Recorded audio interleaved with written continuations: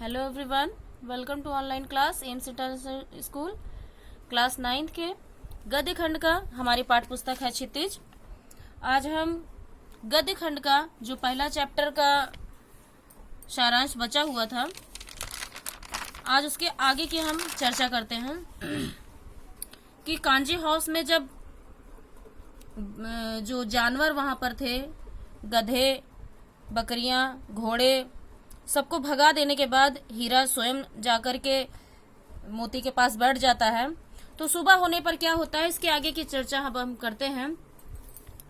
सुबह होने पर वहां खलबली मच गई और मोती की खूब पिटाई करने के बाद उसे मोटी रस्सी से बांध दिया गया।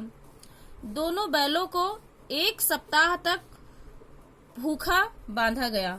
दिन में केवल एक बार पानी पिलाया जाता, जिस कारण वे बहुत कमजोर हो गए। एक दिन उन दोनों बैलों को नीलाम कर दिया गया। एक दड़ियल डरावनी शक्ल का आदमी उन्हें खरीद लेता है। हीरा और मोती दोनों भयभीत होकर भगवान को याद करते हैं। उन दोनों को भगवान पर भरोसा है। उस दड़ियल के भय से दोनों हिम्मत न होते हुए भी भाग रहे थे।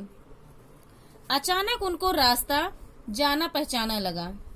उनकी थकान दूर हो गई और चाल तेज हो गई। अपने गांव के पास आने पर दोनों भागकर अपने बांधने के स्थान पर आकर खड़े हो गए। झूरी अपने बैलों को देखकर खुशी के मारे रोने लगता है। दड़ियल आकर बैलों की रस्सी पकड़ लेता है। झूरी उसे बैल नहीं ले जाने देता है। जब वह बैलों को जबरदस्ती ले जाना चाहता है तो मोती उसे सींग मारता है और उसका पीछा करता है।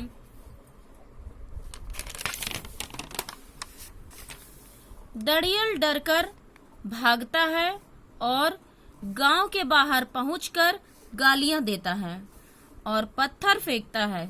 इस तमाशे को देखकर गांव के लोग हंसते हैं। दड़ियल वहां से चला गया। हीरा और मोती मूक वार्तालाप करते हैं। थोड़ी देर में उनके लिए हीरा ने खाने का अच्छा प्रबंध किया।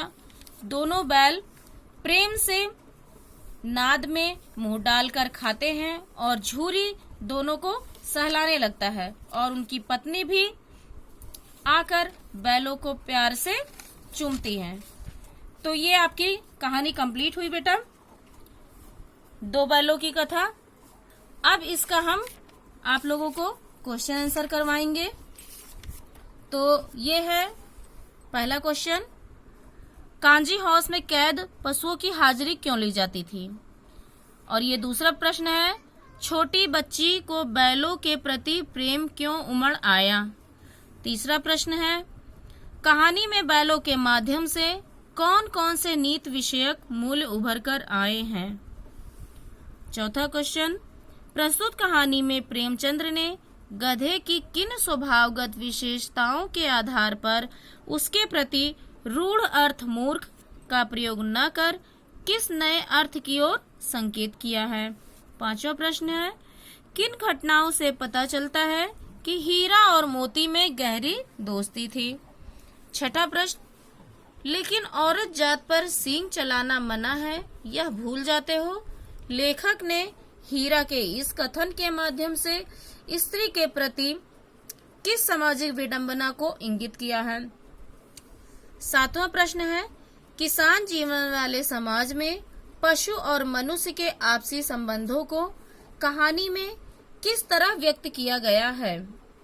आठवां प्रश्न है, इतना तो हो ही गया कि 9-10 प्राणियों की जान बच गई, वे सब तो आशीर्वाद देंगे।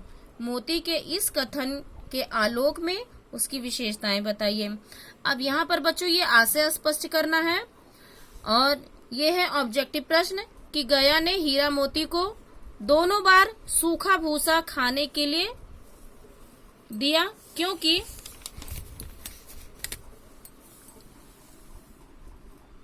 ऑप्शन है और ये उसका आंसर है। और इतना करने के बाद आपको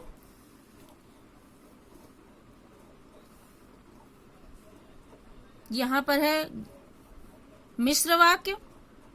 उसके बाद है कहानी में जगह जगह मुहावरों का प्रयोग हुआ है। कोई 5 मुहावरे छांट करके उन्हें वाक्यों में प्रयोग कीजिए।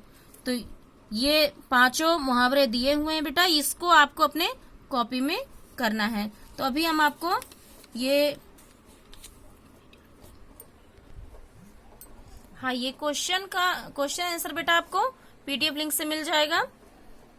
तो thanks for watching my video.